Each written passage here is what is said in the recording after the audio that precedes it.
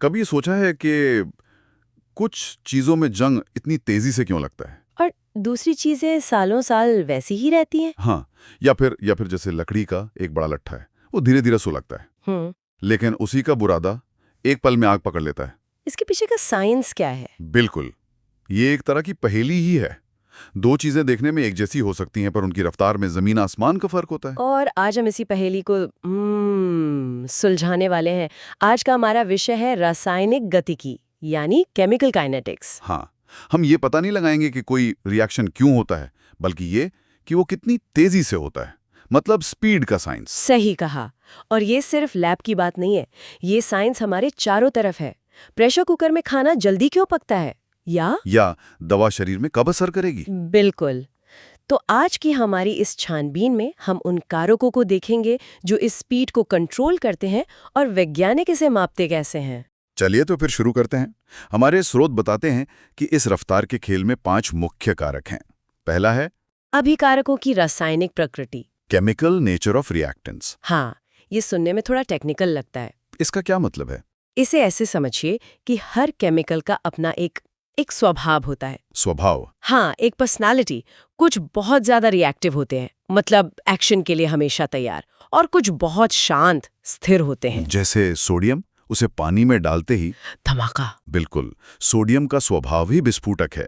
उसके अंदर के जो केमिकल बॉन्ड्स हैं वो बहुत अनस्टेबल होते हैं और तुरंत टूटना चाहते हैं। अच्छा। वहीं अगर आप कैल्शियम को पानी में डालें तो वो भी रिएक्ट करेगा, लेकिन धीरे धीरे, बुलबुलों के साथ। और लोहा? लोहा तो बहुत ही शांत है। वो पानी के संपर्क में आने पर महीनों या सालों में धीरे धीरे ऑक्सीडाइज होता है, जिसे हम जंग लगना कहते हैं। मतलब तीनों धातु हैं, तीनों पानी के संपर्क में हैं, पर सबका अपना अपना स्वभाव है, अपनी अपनी स्पीड है। सही। ठीक है, तो ये तो हुई पदार्थ की अंदरूनी बात। लेकिन हमारा दूसरा कारक है भौतिक अवस्था और सतह क्षेत्र, physical state and surface area. हाँ, यहीं पर वो लकड़ी के लट्ठे और बुरादा वाली पहेली का जवाब है ना? बिल्कुल। सोचिए, कोई भी केमिकल रिएक्शन तभी हो सकता है जब मॉलिक्यूल्स एक दूसरे को छुएं, जब वो टकराएं। ठीक है। अब एक लकड़ी के बड़े लट्ठे को देखिए। हवा में जो ऑक्सीजन है वो तो सिर्फ उसकी बाहरी सतह को ही छू सकती है।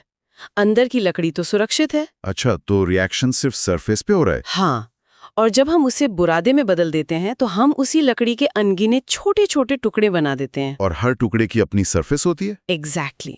इससे जो कुल सतह क्षेत्र है, टोटल सरफेस एरिया, वो शायद हजारों गुना बढ़ जाता है।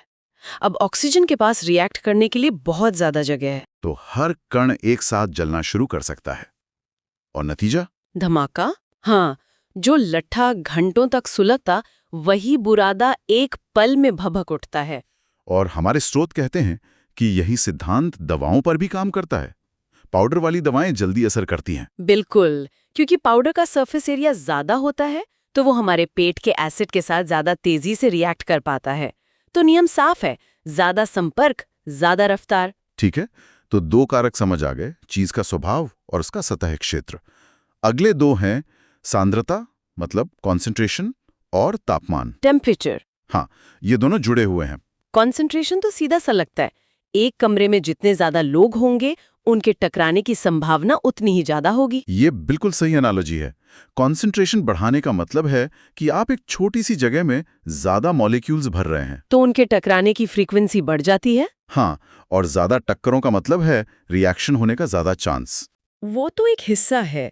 तापमान बढ़ाने से मॉलिक्यूल्स को ज्यादा काइनेटिक एनर्जी मिलती है, मतलब वो ज्यादा जोश और ज्यादा जोर से टकराते हैं। लेकिन यहाँ एक और जरूरी बात है।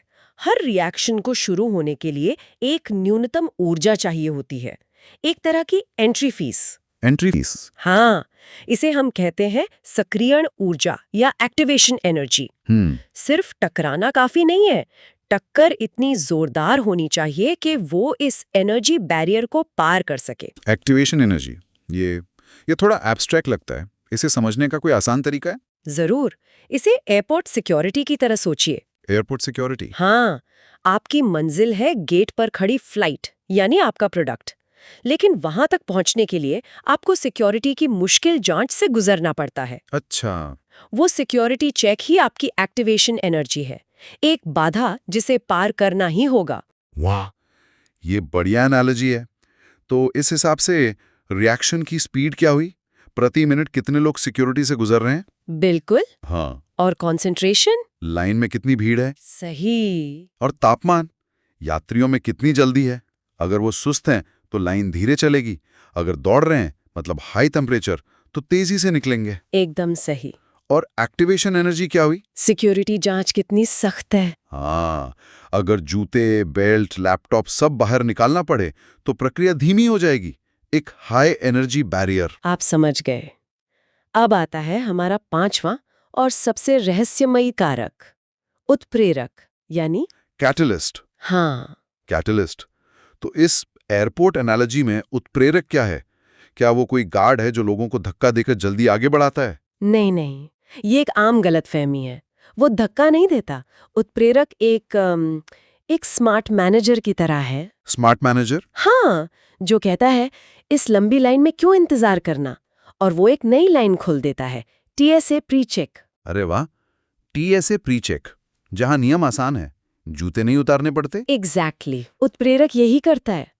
वो रिएक्शन का रास्ता या मंजिल नहीं बदलता।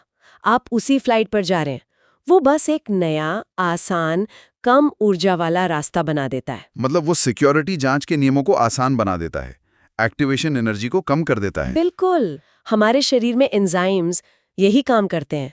वे जैविक उत्प्रेरक हैं। मैंने एंजाइम के बारे में पढ़ा है, लेकिन हमारे स्रोत में एक बात थी जो चौंकाने वाली थी। ये कितने पावरफुल हो सकते हैं? आप कल्पना भी नहीं कर सकती। हमारे शरीर में एंजाइम कुछ रिएक्शंस को 10 लाख गुना नहीं, बल्कि 10 खरब यानी 10 ट्रिलियन गुना तक तेज कर देते हैं। 10 खरब गुना? हाँ, इसके बिना हमें शायद एक ग्लास दूध पचाने में हजारों साल लग जाते। ये तो अविश्वसनीय है। तो ये तो हुई स्पीड को प्रभावित करने वाली बातें, पर क्या हम इसे गणित में बांध सकते हैं? इसकी भविष्यवाणी की जा सकती है? हाँ। स्रोतों में दर नियम या रेट लॉ का जिक्र है, एक समीकरण जैसा, रेट इक्वल्स KAM/BN। हाँ, ये समीकरण एक जासूस के डायरी जैसा है। ये हमें बताता है कि रिएक्शन की रफ्तार यानी रेट उसके अभिकारकों A और B की मात्रा पर कैसे निर्भर करती है। लेकिन असली रहस्य इन छोटे अक्षरों M और N में छिपा है। ये M और N क्या है? इन्हें प्रतिक्रिया की कोटि, रिएक्शन ऑर्डर कहते हैं ना? हाँ, और ये जादुई नंबर की तरह है। ये बताते हैं कि कोई अभिकारक कितना संवेदनशील है। संवेदनशील मतलब अगर मान लीजिए M का मान 1 है, तो आप अभिकारक A की मात्रा दोगुनी करते हैं और रफ्तार भी दोगुनी हो जाती है। सीधा हिसाब। अच्छा। लेकिन अगर M का मान 2 है, तो A को दोगुना करने पर रफ्तार 4 गुना बढ़ जाती है। ओह। और अगर M 0 है, तो आप एक कितना भी डालें, रफ्तार पर कोई फर्क नहीं पड़ेगा। मतलब ये नंबर सिर्फ प्रयोग करके ही पता लगाए जा सकते हैं, अंदाजा नहीं लगा सकते? बिल्कुल नहीं। ये असली जासूसी का काम है जो लैब में होता है। हर रिएक्शन के लिए इन जादुई नंबरों को खोजना पड़ता है। इसमें सबसे दिलचस्प मुझे प्रथम कोटि, फर्स्ट ऑर्डर रिएक्शंस के बारे में लगा, जिनका अर्धायु मतलब हाफ लाइफ स्थिर होता है। हाँ, मतलब आधे पदार्थ को रिएक्ट करने में लगने वाला समय हमेशा एक जैसा रहता है, चाहे आप कितना भी पदार्थ लें। ये एक बहुत ही पावरफुल कॉन्सेप्ट है। रेडियोधर्मी क्षय, रेडियो एक्टिव डिके इसका सबसे क्लासिक उदाहरण है। कार्बन डेटिंग वाला? हाँ, वही। कार्बन 14 की हाफ लाइफ करीब 5730 साल है। इसका मतलब है कि किसी भी जीवाश्म में मौजूद कार्बन 14 का आधा हिस्सा 5730 साल में खत्म हो जाएगा, और बचे हुए का आधा अगले 5730 साल में। बिल्कुल। और ये सिर्फ पुरानी चीजों के लिए नहीं है, ये हमारी दवाइयों से सीधे तौर पर जुड़ा है। अच्छा, वो कैसे? जब डॉक्टर आपको कोई दवा देते हैं, तो उसकी हाफ लाइफ ही ये तय करती है कि आपको अगली डोज 4 घंटे बाद लेनी है या 24 घंटे बाद। ये आपके शरीर में दवा के खत्म होने की गति का माप है। वाह, ये तो बहुत प्रैक्टिकल है। तो हमने स्पीड के फैक्टर्स समझ लिए, उसे मापने का तरीका भी देख लिया, लेकिन स्रोत बताते हैं कि ज्यादातर रिएक्शंस एक झटके में नहीं होते। नहीं, उनका एक पूरा सफर होता है जिसे हम रिएक्शन मैकेनिज्म कहते हैं। Reaction mechanism? हाँ, इसे ऐसे सोचें कि आपको दिल्ली से मुंबई जाने का फाइनल रिजल्ट तो पता है, लेकिन रिएक्शन मैकेनिज्म वो गूगल मैप्स है जो आपको टर्न बाय टर्न नेविगेशन देता है। कि आप पहले एयरपोर्ट गए, फिर सिक्योरिटी, फिर प्लेन। हाँ। हर एक मोड़, हर एक पड़ाव ही उस प्रतिक्रिया का असली सफर है। और जैसे हमारे सफर में कोई अड़चन आ सकती है, वैसे ही इन रिएक्शंस में भी होता होगा। यहाँ पर दर निर्धारक चरण, रेट डिटर्मिनिंग स्टेप की बात की गई है। हमारी एयरपोर्ट वाली एनालॉजी यहाँ फिर काम आएगी। बताइए कि स्पीड उस एक धीमी मशीन पर टिक जाएगी, भले ही मैं बाकी सब कितनी भी तेजी से कर लूं। ठीक यही होता है केमिस्ट्री में। कई स्टेप्स वाले रिएक्शन में जो सबसे धीमा स्टेप होता है वही पूरी प्रक्रिया की रफ्तार तय करता है। वो बॉटलनेक बन जाता है। बिल्कुल। वैज्ञानिकों के लिए ये सबसे धीमा कदम ढूंढना सोने की खान खोजने जैसा है, क्योंकि अगर वे उसे तेज करने का कोई तरीका निकाल लें तो पूरा रिएक्शन तेज हो जाता है। ये तो इंडस्ट्रियल केमिस्ट्री के लिए बहुत जरूरी होगा। निश्चित रूप से। और इन जटिल रास्तों को समझने के लिए वैज्ञानिक स्टेडी स्टेट अप्रॉक्सीमेशन जैसी तकनीकों का इस्तेमाल करते हैं। ये क्या है? ये एक तरह का गणितीय शॉर्टकट है।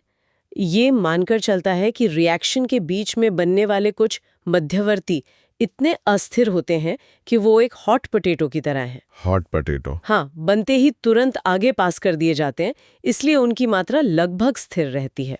तो आज की हमारी जासूसी काफी कामयाब रही। हमने समझा कि एक केमिकल रिएक्शन की स्पीड किसी एक मुजरिम पर नहीं, बल्कि 5 मुख्य संदिग्धों पर निर्भर करती है। पदार्थ का स्वभाव, सतह क्षेत्र, कॉन्सेंट्रेशन, तापमान और सबसे अहम, उत्प्रेरक जैसा कोई बाहरी मददगार। और हमने देखा कि एयरपोर्ट सिक्योरिटी जैसी सरल एनालॉजी से एक्टिवेशन एनर्जी जैसी मुश्किल बाधा को समझना कितना आसान हो जाता है। और उत्प्रेरक कोई जादू नहीं, बल्कि TSA प्री चेक की तरह एक स्मार्ट शॉर्टकट है। बिल्कुल, जो उस बाधा को ही कम कर देता है। और अंत में हमने रिएक्शन का गूगल मैप्स यानी उसका मैकेनिज्म देखा और ये समझा कि कैसे पूरी रेस की गति उसके सबसे धीमे धावक पर निर्भर करती है। जरूर।